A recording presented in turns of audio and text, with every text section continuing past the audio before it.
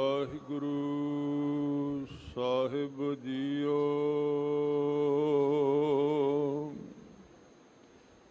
ਦੀਨ ਦਰਦ ਦੁਖ ਭੰਜਨਾ, ਘਟ ਘਟ ਨਾਥ ਅਨਾਥ।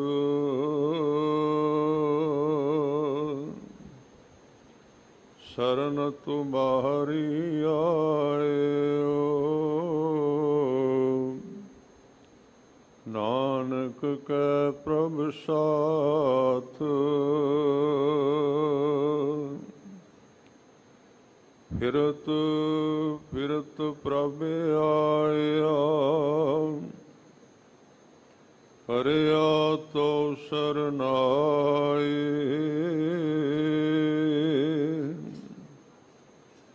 ਨਾਨਕ ਕੀ ਪ੍ਰਭ ਬੇਨਤੀ, ਆਪਣੀ ਭਗਤੀ ਲਾਏ। ਸੋ ਕਹੋ ਟਲ ਗੁਰ ਸੇਵੀਐ, ਅਹਨਿਸ ਸਹਜ ਸੁਭਾਏ।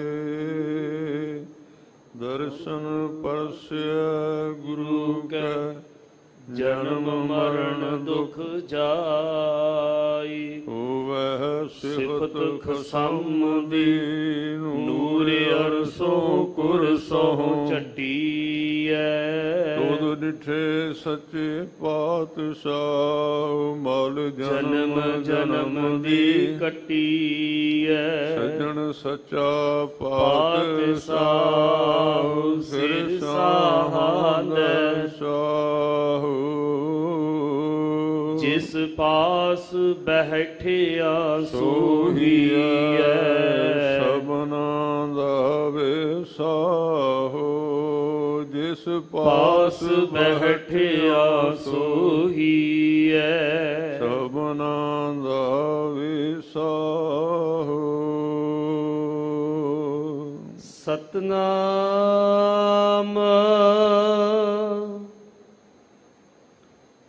ਸ੍ਰੀ ਵਾਹਿਗੁਰੂ ਸਾਹਿਬ ਜੀ। ਤਨਾਸਰੀ ਮਹਲਾ ਚੌਥਾ। ਕਲ ਯੁਗ ਕਾ ਧਰਮ ਕਾਹੋ ਤੁਮ ਭਾਈ। ਕਿਵ ਛੂਟਹਿ ਹਮ ਛੁਟਕਾ ਕੀ। ਹਰ ਹਰ ਜਪ ਬੇੜੀ ਹਰ ਤੁਲਹਾ। ਹਰ ਜਪਿਓ ਤਰੈ ਤਰਾਕੀ। ਕਲ ਯੁਗ ਕਾ ਧਰਮ ਕਾਹੋ ਤੁਮ ਭਾਈ। ਕਿਵ ਛੂਟਹਿ ਹਮ ਛੁਟਕਾ ਕੀ। ਹਰ ਹਰ ਜਪ ਬੇੜੀ ਹਰ ਤੁਲਹਾ। ਹਰ ਜਪਿਓ ਤਰੈ ਤਰਾਕੀ। ਹਰ ਜੀ ਲਾਜ ਰਖੋ ਹਰ ਜਨ ਕੀ। ਹਰ ਹਰ ਜਪਨ ਜਪਾਵੋ ਆਪਣਾ। ਹਮ ਮਾਂਗੀ ਭਗ ਭਗਤ ਇਕਾਕੀ। ਹਰ ਜੀ ਲਾਜ ਰਖੋ ਹਰ ਜਨ ਕੀ। ਹਰ ਹਰ ਜਪਨ ਜਪਾਵੋ ਆਪਣਾ। ਹਮ ਮਾਂਗੀ ਭਗਤ ਇਕਾਕੀ। ਰਹਾਓ। ਵਾਹਿਗੁਰੂ ਜੀ ਕਾ ਖਾਲਸਾ, ਵਾਹਿਗੁਰੂ ਜੀ ਕੀ ਫਤਿਹ। ਸਤਿਗੁਰੂ 10 ਪਾਤਸ਼ਾਹੀਆਂ ਦੇ ਸਰੂਪ ਗੁਰਤਾ ਗੱਦੀ ਤੇ ਬਿਰਾਜਮਾਨ ਛਤਰ ਚਵਰ ਤਖਤ ਦੇ ਮਾਲਕ ਧੰਨ ਧੰਨ ਧੰਨ ਸ੍ਰੀ ਗੁਰੂ ਗ੍ਰੰਥ ਸਾਹਿਬ ਸੱਚੇ ਪਾਤਸ਼ਾਹ ਜੀ। ਆਪ ਜੀ ਦੀ ਪਾਵਨ ਪਵਿੱਤਰ ਹਜ਼ੂਰੀ ਵਿੱਚ ਸੁਭਾਏਮਾਨ ਸਤਿਕਾਰਯੋਗ ਸਾਧ ਸੰਗਤ ਜੀਓ, ਆਪ ਜੀ ਅਤੀ ਭਾਗਸ਼ਾਲੀ ਹੋ ਜੋ ਕਿ ਸ੍ਰੀ ਹਰਿਮੰਦਰ ਸਾਹਿਬ ਦਰਬਾਰ ਸਾਹਿਬ, ਸ੍ਰੀ ਅਕਾਲ ਤਖਤ ਸਾਹਿਬ ਦੇ ਦਰਸ਼ਨ ਮੇਲੇ ਕਰਦੇ ਹੋਏ, ਦਰਸ਼ਨ ਇਸ਼ਨਾਨ ਕਰਦੇ ਹੋਏ ਆਪਣੇ ਜੀਵਨ ਦੀਆਂ ਘੜੀਆਂ ਨੂੰ ਸਫਲ ਕਰ ਰਹੇ ਹੋ। ਗੁਰਦੁਆਰਾ ਦੀਵਾਨ ਹਾਲ ਮੰਜੀ ਸਾਹਿਬ ਵਿਖੇ ਹਰ ਰੋਜ਼ ਦੀ ਤਰ੍ਹਾਂ ਜੋ ਅੰਮ੍ਰਿਤ ਵੇਲੇ ਸ੍ਰੀ ਮੁਖ ਵਾਕ ਦਰਬਾਰ ਸਾਹਿਬ ਹਰਿਮੰਦਰ ਸਾਹਿਬ ਵਿੱਚ ਸਤਿਗੁਰੂ ਜੀ ਨੇ ਬਖਸ਼ਿਸ਼ ਕੀਤਾ ਹੈ, ਉਹ ਸ਼ਬਦ ਦੀ ਵਿਚਾਰ ਸਰਵਣ ਕਰਨ ਹਿਤ ਆਪ ਜੀ ਪਹੁੰਚੇ ਹੋ। ਅੱਜ ਦਾ ਸ੍ਰੀ ਮੁਖ ਵਾਕ ਧਨਾਸਰੀ ਰਾਗ ਵਿੱਚ ਧੰਨ ਧੰਨ ਸ੍ਰੀ ਗੁਰੂ ਰਾਮਦਾਸ ਸੱਚੇ ਪਾਤਸ਼ਾਹ ਜੀ ਮਹਾਰਾਜ ਆਪ ਜੀ ਦਾ ਉਚਾਰਨ ਕੀਤਾ ਹੋਇਆ 668 ਅੰਗ ਉੱਪਰ ਸੁਭਾਏਮਾਨ ਹੈ। ਸਤਿਗੁਰੂ ਗਰੀਬ ਨਵਾਜ ਧੰਨ ਗੁਰੂ ਰਾਮਦਾਸ ਮਹਾਰਾਜ ਜੀ ਨੇ ਇਸ ਸ਼ਬਦ ਦੇ ਅੰਦਰ ਕਿਸੇ ਗੁਰਮੁਖ ਦੇ ਨਾਲ ਗੱਲਬਾਤ ਕਰਦਿਆਂ ਕਿ ਇਹ ਜੋ ਕਲਯੁਗ ਦਾ ਭਰਪੂਰ ਸਮਾਂ ਹੈ, ਜਿਹਦੇ ਵਿੱਚ ਇਸ ਤਰ੍ਹਾਂ ਦਾ ਆਲਾ ਦੁਆਲਾ ਹੈ, ਇਸ ਵਿੱਚ ਕਿਹੜੇ ਤਰੀਕੇ ਦੇ ਨਾਲ ਜੋ ਜੀਵ ਮਾਇਆ ਦੇ ਬੰਧਨਾਂ ਵਿੱਚ ਫਸਿਆ ਹੋਇਆ ਹੈ, ਜਿਹਦੇ ਕਰਕੇ ਦੁਖੀ ਹੈ, ਉਹ ਕਿਵੇਂ ਛੁੱਟ ਸਕਦਾ ਹੈ। ਕਲਯੁਗ ਦਾ ਧਰਮ ਕਿਹੜਾ ਹੈ। ਹਰ ਇੱਕ ਫਸਲ ਦੀ ਰੁੱਤ ਹੁੰਦੀ ਹੈ, ਜੇ ਉਸ ਰੁੱਤ ਤੇ ਉਹਨੂੰ ਨਾ ਬੀਜਿਆ ਜਾਏ, ਉੱਗ ਤਾਂ ਪੈਂਦੀ ਹੈ ਪਰ ਉਹਦਾ ਝਾੜ ਨਹੀਂ ਨਿਕਲਦਾ।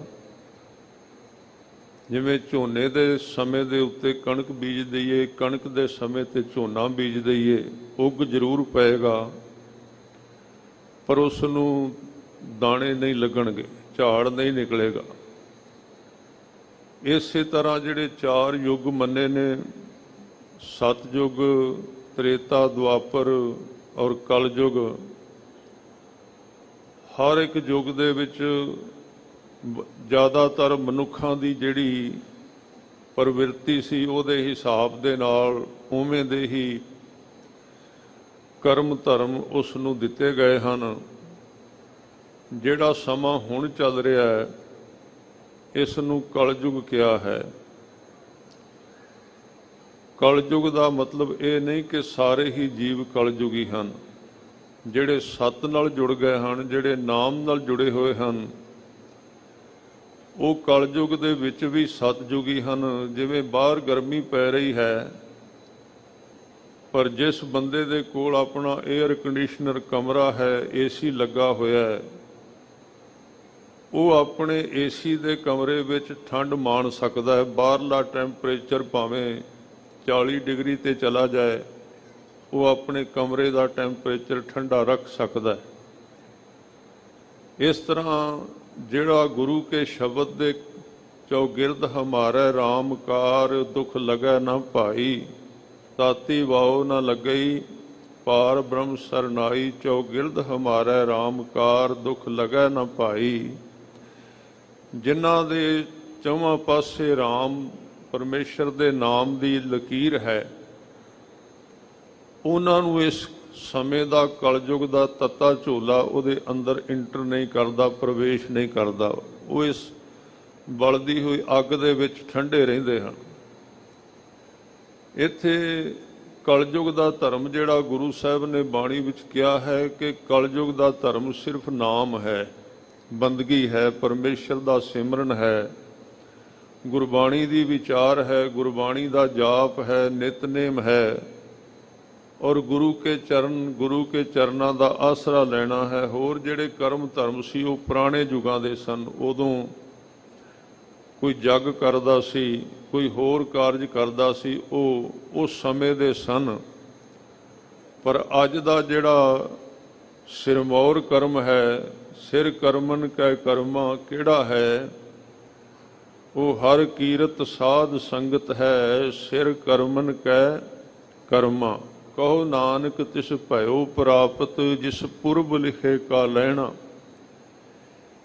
ਇਸ ਯੁੱਗ ਦੇ ਅੰਦਰ ਕੇਵਲ ਨਾਮ ਹੀ ਪ੍ਰਧਾਨ ਹੈ। ਹੁਣ ਕਲਯੁਗ ਦੇ ਬਾਰੇ ਥੋੜਾ ਜਿਹਾ ਵਿਚਾਰ ਕਰੀਏ। ਕਲ ਯੁੱਗ ਕਈ ਤਰ੍ਹਾਂ ਦੇ ਨਾਲ ਇਹਦੇ ਵਿਦਵਾਨਾਂ ਨੇ ਅਰਥ ਕੀਤੇ ਹਨ।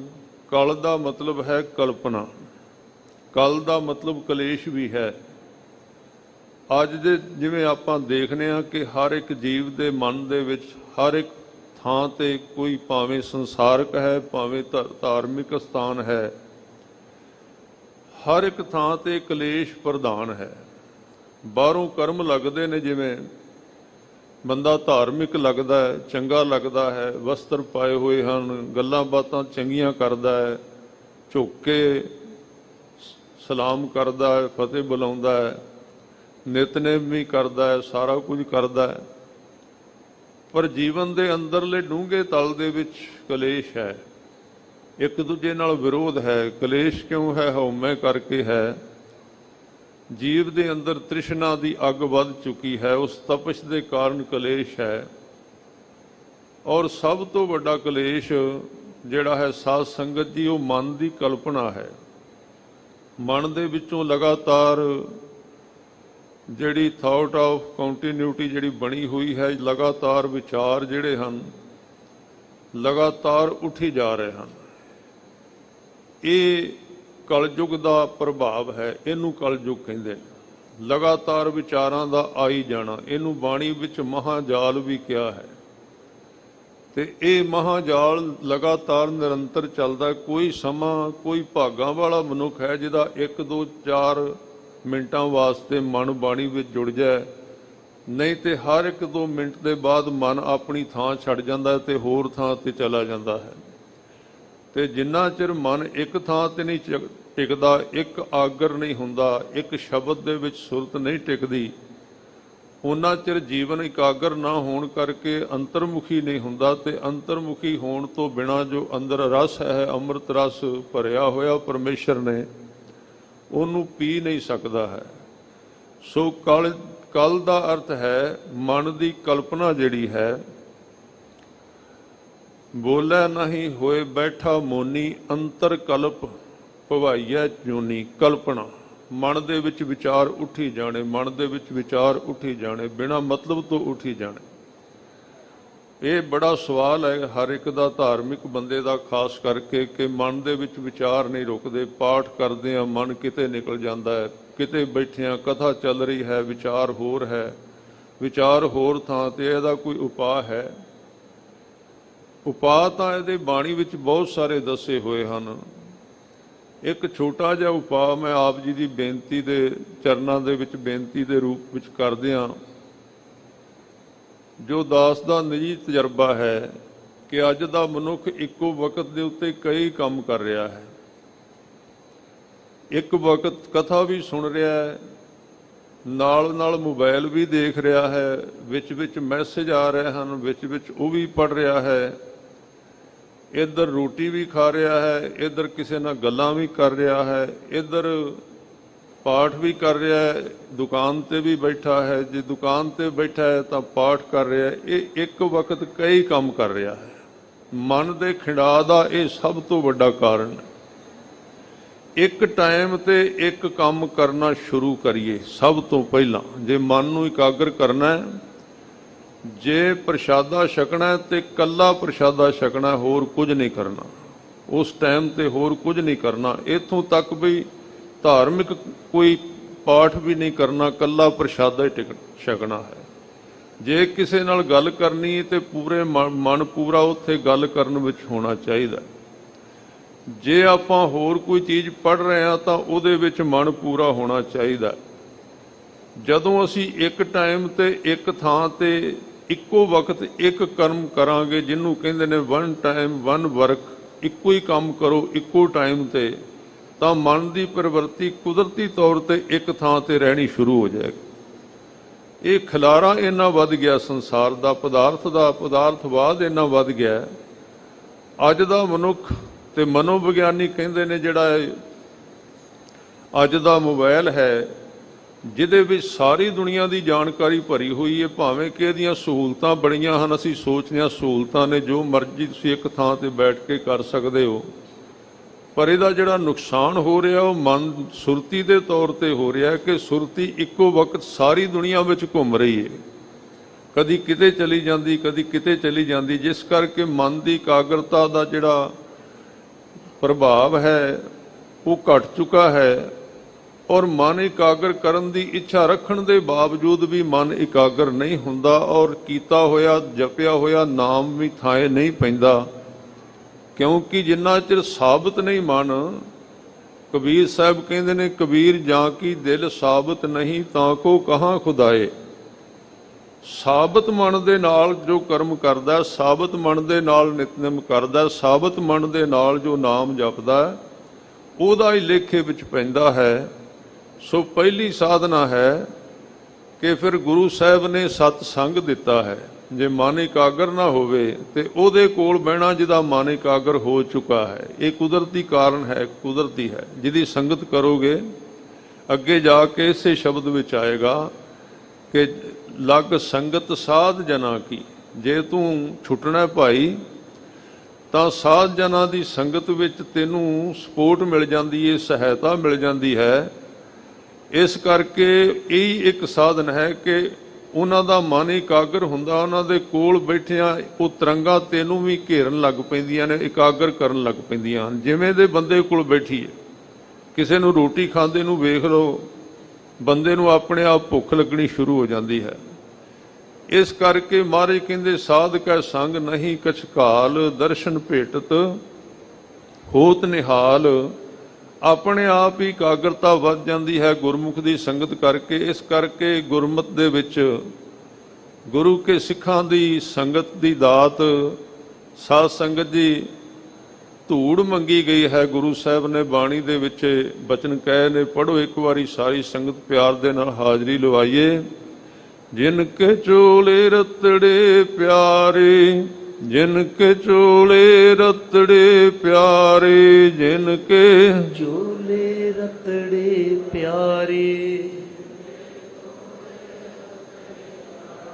ਜਿਨ ਕੇ ਚੋਲੇ ਰਤੜੇ ਪਿਆਰੇ, ਜਿਨ ਕੇ ਚੋਲੇ ਰਤੜੇ ਪਿਆਰੇ, ਜਿਨ ਕੇ ਚੋਲੇ ਰਤੜੇ ਪਿਆਰੇ। ਕੰਤ ਤਿਨਾ ਕੈ ਪਾਸ, ਕੰਤ ਤਿਨਾ ਕੈ ਪਾਸ, ਕੰਤ ਤਿਨਾ ਕੈ ਪਾਸ, ਕੰਤ ਤਿਨਾ ਕੈ ਪਾਸ, ਕੰਤ ਤਿਨਾ ਕੈ ਪਾਸ, ਕੰਤ ਤਿਨਾ ਕੈ ਪਾਸ। ਧੂੜ ਤਿਨਾ ਕੀ ਜੇ ਮਿਲੈ ਜੀ, ਧੂੜ ਤਿਨਾ ਕੀ ਜੇ ਮਿਲੈ ਜੀ, ਧੂੜ ਤਿਨਾ ਕੀ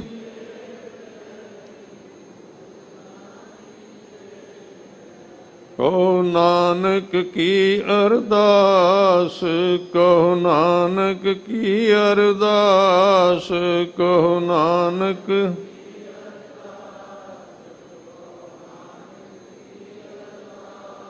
ਜਿਨ੍ਹਾਂ ਦੇ ਜੀਵਨ ਪਰਮੇਸ਼ਰ ਦੇ ਪ੍ਰੇਮ ਵਿੱਚ ਰੰਗੇ ਗਏ ਨੇ, ਮਨ ਦੀ ਜਿਹੜੀ ਕਲਯੁਗ ਦੀ ਅਵਸਥਾ ਹੈ ਕਿ ਕਲਪਨਾ ਵਿਚਾਰਾਂ ਵਿੱਚ ਚੱਲਦੇ ਰਹਿਣਾ, ਉਹਨੂੰ ਰੋਕਣ ਵਾਸਤੇ ਜਿਹੜਾ ਗੁਰਮੁਖ ਜੁੜ ਚੁੱਕਾ ਹੈ ਉਹਦੇ ਸਤਸੰਗ ਦੀ ਸਪੋਰਟ ਹੈ ਉਸ ਨੂੰ। ਇਸ ਕਰਕੇ ਇਸ ਸਮੇਂ ਦੇ ਵਿੱਚ ਸਤਸੰਗ ਦੀ ਬੜੀ ਵੱਡੀ ਮਹਾਨਤਾ ਹੈ। ਜਿੱਥੇ ਨਾਮ ਦੀ ਬੜੀ ਵੱਡੀ ਮਹਾਨਤਾ ਹੈ, ਉੱਥੇ ਨਾਮ ਵਸੇ ਸਰੀਰਾਂ ਦੀ ਸੰਗਤ ਦੀ ਬੜੀ ਮਹਾਨਤਾ ਗੁਰਬਾਣੀ ਦੇ ਵਿੱਚ। ਸੋ ਗੁਰੂ ਸਾਹਿਬ ਸੱਚੇ ਪਾਤਸ਼ਾਹ ਜੀ ਇਸ ਸਮੇਂ ਬਾਰੇ ਕਿਸੇ ਗੁਰਸਿੱਖ ਨਾਲ ਧੰਨ ਗੁਰੂ ਰਾਮਦਾਸ ਸੱਚੇ ਪਾਤਸ਼ਾਹ ਜੀ ਗੱਲ ਕਰਦੇ ਹੋਏ ਫਰਮਾਨ ਕਰਦੇ ਹਨ। ਸਤਨਾਮ ਸ੍ਰੀ ਵਾਹਿਗੁਰੂ ਸਾਹਿਬ ਜੀ। ਤਨਾਸਰੀ ਮਹੱਲਾ ਚੌਥਾ। ਤਨਾਸਰੀ ਰਾਗ ਵਿੱਚ ਮਹੱਲਾ ਚੌਥਾ। ਚੌਥਾ ਸਰੀਰ ਗੁਰੂ ਨਾਨਕ ਸਾਹਿਬ ਜੀ ਦੀ ਜੋਤ ਚੌਥੇ ਸਰੀਰ ਵਿੱਚ ਗੁਰੂ ਰਾਮਦਾਸ ਜੀ ਦੇ ਰੂਪ ਦੇ ਵਿੱਚ। ਕਲ ਯੁਗ ਕਾ ਧਰਮ ਕਹੋ ਤੁਮ ਭਾਈ। ਮਹਾਰਾਜ ਸੱਚੇ ਪਾਤਸ਼ਾਹ ਧੰਨ ਗੁਰੂ ਰਾਮਦਾਸ ਜੀ ਫਰਮਾਨ ਕਰਦੇ ਹਨ, ਹੇ ਭਾਈ, ਹੇ ਗੁਰਸਿੱਖੋ, ਇਸ ਕਲਯੁਗ ਦੇ ਵਿੱਚ ਜਦੋਂ ਮਨ ਵਿੱਚ ਲਗਾਤਾਰ ਕਲਪਨਾ ਹੀ ਚੱਲਦੀ ਰਹਿੰਦੀ ਏ, ਮਨ ਵਿੱਚ ਲਗਾਤਾਰ ਕਲ ਪਦਾਰਥਾਂ ਵਾਸਤੇ ਖਿਆਲ ਹੀ ਉੱਠਦੇ ਰਹਿੰਦੇ ਹਨ, ਇਸ ਸਮੇਂ ਦਾ ਕੋਈ ਧਰਮ ਤੁਸੀਂ ਦੱਸੋ, ਕਿਹੜਾ ਧਰਮ ਇਹਦੇ ਵਿੱਚ ਕਾਮਯਾਬ ਹੈ। ਕਿਵ ਛੂਟ ਹੈ ਹਮ ਛੁਟ ਕਾਕੀ। ਜਿਹਦੇ ਨਾਲ, ਜਿਸ ਸਾਧਨ ਦੇ ਨਾਲ ਅਸੀਂ ਛੁੱਟ ਸਕੀਏ। ਹੁਣ ਛੁੱਟਣਾ ਕਿੱਥੋਂ ਅਸੀਂ ਕਵਾਂਗੇ, ਕਿਸੇ ਫਸੇ ਨਹੀਂ ਹੋਏ। ਕਿਸੇ ਚੀਜ਼ ਦੇ ਵਿੱਚ ਛੁੱਟਣਾ ਉਹ ਚਾਹੁੰਦਾ ਹੈ ਜਿਹਨੂੰ ਪਤਾ ਲੱਗ ਜਾਏ ਮੈਂ ਕਿਤੇ ਫਸਿਆ ਹੋਇਆ। ਇਸ ਲਈ ਕਿਸੇ ਨੇ ਬੜੀ ਸੋਹਣੀ ਉਦਾਹਰਨ ਦਿੱਤੀ। ਉਹ ਕਹਿੰਦੇ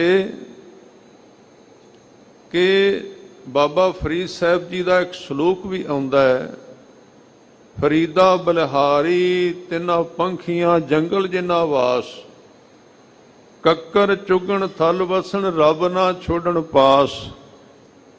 ਜਦੋਂ ਜ਼ਿਆਦਾ ਚਿਰ ਕੋਈ ਵੀ ਚੀਜ਼ ਪਿੰਜਰੇ ਵਿੱਚ ਰਵੇ, ਤੋਤਾ ਰਵੇ, ਭਾਵੇਂ ਕੋਈ ਹੋਰ ਪੰਛੀ ਰਵੇ, ਤੇ ਸਾਧ ਸੰਗਤ ਜੀ ਬਹੁਤ ਸਮਾਂ ਉਸ ਪਿੰਜਰੇ ਵਿੱਚ ਰਹਿਣ ਕਰਕੇ ਉਹਨੂੰ ਉਡਣਾ ਹੀ ਭੁੱਲ ਜਾਂਦਾ ਹੈ। ਅੱਜ ਅਸੀਂ ਕਹਿੰਦੇ ਹਾਂ ਠੀਕ ਠਾਕ ਤੇ ਹੈ ਸਾਰਾ ਕੁਝ, ਹੋਰ ਕੀ ਕਰਨਾ ਹੈ। ਜੇ ਤੁਸੀਂ ਅੱਜ ਜਾ ਕੇ ਕਿਤੇ ਗੱਲ ਕਰੋ ਨਾ ਗੁਰਮਤਿ ਦੀ, ਗੁਰੂ ਘਰ ਦੀ, ਗੁਰਬਾਣੀ ਦੀ, ਨਾਮ ਦੀ, ਤੇ ਲੋਕ ਕਹਿੰਦੇ ਨੇ ਵੀ ਇਹਦੀ ਲੋੜ ਕੀ, ਇਹ ਜੀਵਨ ਤਾਂ ਸਹੀ ਚੱਲ ਰਿਹਾ, ਸਵੇਰੇ ਉੱਠੀ ਦਾ, ਚੰਗੀ ਰੋਟੀ ਮਿਲ ਜਾਂਦੀ ਹੈ, ਕੱਪੜੇ ਪਾਉਣ ਨੂੰ ਮਿਲ ਜਾਂਦੇ ਨੇ, ਸਭ ਕੁਝ ਤੇ ਹੈ, ਹੋਰ ਕੀ ਇਹ ਵਾਧੂ ਦਾ ਕੰਮ ਤੁਸੀਂ ਕਿਉਂ ਕਹਿੰਦੇ ਹੋ। ਉਹਦਾ ਕਾਰਨ ਕੀ ਹੈ? ਉਹਦਾ ਕਾਰਨ ਇਹ ਹੈ ਵੀ ਤੁਸੀਂ ਕਿਸੇ ਤੋਤੇ ਨੂੰ ਜਿਹੜਾ ਆਕਾਸ਼ ਦੀਆਂ ਉਡਾਰੀਆਂ ਮਾਰਦਾ ਹੈ, ਉਹਨੂੰ ਫੜ ਕੇ ਸਾਧ ਸੰਗਤ ਜੀ ਪਿੰਜਰੇ ਵਿੱਚ ਡੱਕ ਕੇ ਚੂਰੀ ਖਵਾਉਣੀ ਸ਼ੁਰੂ ਕਰ ਦਿਓ। ਉਹ ਜਿਹੜੀ ਚੂਰੀ ਹੈ ਜਾਂ ਹੋਰ ਚੰਗੇ ਚੰਗੇ ਪਦਾਰਥ ਖਵਾਉਣੇ ਸ਼ੁਰੂ ਕਰ ਦਿਓ, ਇੱਕ ਤੇ ਉਹਦਾ ਭਾਰ ਵਧਾ ਦੇਗੀ, ਉੱਡਣ ਜੋਗਾ ਤੇ ਉਹਨੇ ਵੈਸੇ ਨਹੀਂ ਰਹਿਣਾ। ਇੱਕ ਉਹ ਉੱਡਣ ਦੀ ਪ੍ਰੈਕਟਿਸ ਹੀ ਖਤਮ ਹੋ ਗਈ ਉਹਦੀ। ਤੇ ਸਾਧ ਸੰਗਤ ਜੀ ਪਰਤ ਕੇ ਸਾਲ ਉਹਨੂੰ ਰੱਖੋ ਵਿੱਚੇ ਹੀ, ਤੇ ਫਿਰ ਉਹਦਾ ਪਿੰਜਰਾ ਖੋਲੋ ਤੇ ਉਹਨੂੰ ਕੱਢੋ ਬਾਹਰ, ਤੇ ਉਹਨੂੰ ਬਾਹਰ ਨੂੰ ਖਿੱਚੋ ਤੇ ਉਹ ਅੰਦਰ ਨੂੰ ਖਿੱਚੇਗਾ ਤੁਹਾਨੂੰ, ਕਹਿੰਦਾ ਮੈਂ ਨਿਕਲਣਾ ਨਹੀਂ ਪਿੰਜਰੇ ਦੇ ਵਿੱਚੋਂ। ਅਸੀਂ ਕਹਿੰਦੇ ਆ ਵੀ ਇਹਦੀ ਨਿਕਲਣ ਦੀ ਗੱਲ ਕਿਉਂ ਕਰਦੇ ਹੋ ਸੰਸਾਰ ਦੇ ਵਿੱਚੋਂ, ਇਹ ਪਿੰਜਰੇ ਦੇ ਵਿੱਚ ਸੁਰਤ ਫਸ ਗਈ ਹੈ। ਇਸ ਲਈ ਭਾਈ ਸਾਹਿਬ ਭਾਈ ਵੀਰ ਸਿੰਘ ਮਨੁੱਖ ਨੂੰ ਇਹ ਗੱਲ ਸਮਝਾਉਂਦੇ ਹੋਏ ਨੇ, ਸੰਤ ਕਵੀ ਨੇ, ਉਹ ਕਹਿੰਦੇ ਤੇਰਾ ਜੰਗਲ ਸੀ ਕਿਤੇ ਨਦੀ ਤੇਰਾ ਵਾਸਾ ਸੀ ਕਿਤੇ ਨਦੀ ਕਿਨਾਰੇ, ਤੇਰਾ ਜੀਵਨ ਸੀ ਕਿਤੇ ਜੰਗਲ ਵੇਲੇ, ਤੇਰੇ ਭਾਗਾਂ ਵਿੱਚ ਅਰਸ਼ਾਂ ਤੇ ਉੱਡਣਾ ਤੇ ਗਾਉਂਦਿਆਂ ਫਿਰਨ ਅਕੇਲੇ, ਤੂੰ ਕਿੱਥੇ ਆਣ ਖਲੋਤੀ ਜਿੰਦੇ, ਤੇਰੇ ਚਾਰ ਸ਼ਫੇਰ ਝੁਮੇਲੇ। ਕਹਿੰਦੇ ਉੱਡਣਾ ਭੁੱਲ ਗਿਆ ਕਿਉਂਕਿ ਤੂੰ ਆਪਣੇ ਕੀਤੇ ਹੋਏ ਕਰਮਾਂ ਦੇ ਪਿੰਜਰੇ ਵਿੱਚ ਇੰਨੇ ਜਨਮਾਂ ਤੋਂ ਫਸਿਆ ਹੋਇਆ ਹੈ ਕਿ ਜਿਸ ਉਡਾਨ ਦੀ ਗੱਲ ਗੁਰੂ ਗ੍ਰੰਥ ਸਾਹਿਬ ਸੱਚੇ ਪਾਤਸ਼ਾਹ ਜੀ ਕਰਦੇ ਨੇ, ਸੁਰਤ ਸ਼ਬਦ ਦੀ ਉਡਾਨ ਦੀ ਗੱਲ ਕਰਦੇ ਨੇ, ਉਹਦੀ ਗੱਲ ਤੇ ਤੂੰ ਭੁੱਲ ਹੀ ਚੁੱਕਾ ਹੈ। ਉਹ ਸੰਸਾਰੀ ਨੇ ਤੇ ਕੀ ਭੁੱਲਣੀ ਹੈ ਸਾਧ ਸੰਗਤ ਜੀ, ਉਹ ਤੇ ਧਾਰਮਿਕ ਲੋਕਾਂ ਨੂੰ ਵੀ ਭੁੱਲ ਚੁੱਕੀ ਹੈ।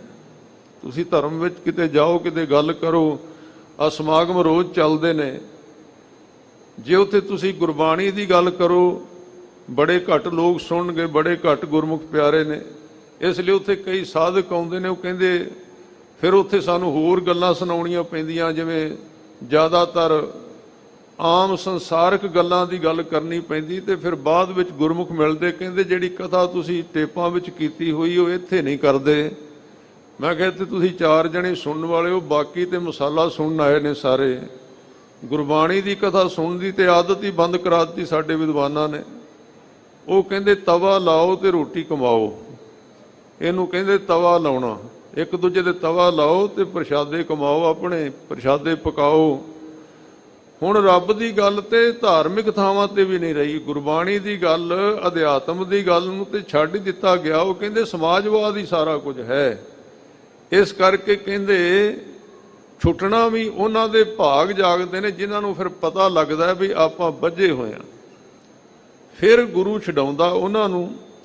ਇਸ ਕਰਕੇ ਜਿਵੇਂ ਗੁਰੂ ਹਰਗੋਬਿੰਦ ਸਾਹਿਬ ਸੱਚੇ ਪਾਤਸ਼ਾਹ ਜੀ ਨੇ ਗਵਾਲੀਅਰ ਦੇ ਕਿਲੇ ਦੇ ਵਿੱਚੋਂ ਉਹਨਾਂ ਰਾਜਿਆਂ ਨੂੰ ਰਿਹਾ ਕਰਾਇਆ ਸੀ, ਸਤਿਗੁਰੂ ਨੇ 52 ਕਲੀਆਂ ਵਾਲਾ ਚੋਲਾ ਪਹਿਨ ਕੇ ਉਹ ਕਲੀਆਂ ਜਿਹੜੀਆਂ ਸੀ ਉਹਨਾਂ ਰਾਜਿਆਂ ਨੂੰ ਪਕੜਾਈਆਂ ਤੇ ਬਾਹਰ ਲੈ ਕੇ ਆਂਦਾ। ਲੰਬੀ ਗੱਲ ਹੈ, ਇਤਿਹਾਸ ਵੱਲ ਨਾ ਜਾਵਾਂ।